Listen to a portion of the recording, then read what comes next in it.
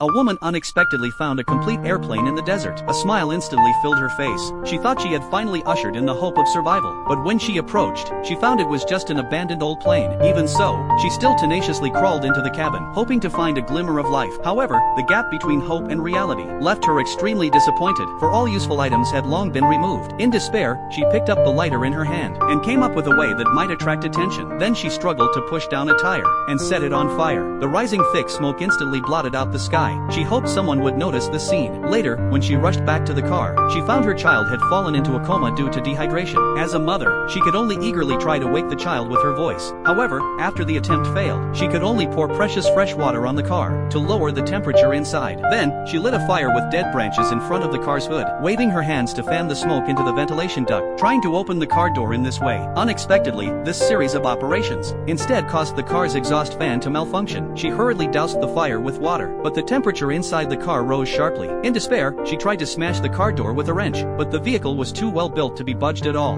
Hours passed, and the child still showed no response, making her think the child had passed away. Just as she was on the verge of collapse, the child's hand moved slightly. This made a glimmer of hope flash in her eyes. However, before she could catch her breath, a wild dog suddenly pounced. She tried to climb onto the roof of the car, but was forced back by the high temperature. Helpless, she could only hide under the car, but the wild dog chased closely and bit her foot. After a struggle, she finally got rid of the wild dog, but the vehicle began to slide. She used all her strength to try to stop it, but against a several-ton sedan, her strength was negligible. Just as the vehicle was about to fall off the cliff, a tire ran over a rock, avoiding the tragedy. At this moment, she realized that if she didn't open the car door as soon as possible, her son inside would really die. A bold idea suddenly flashed through her mind.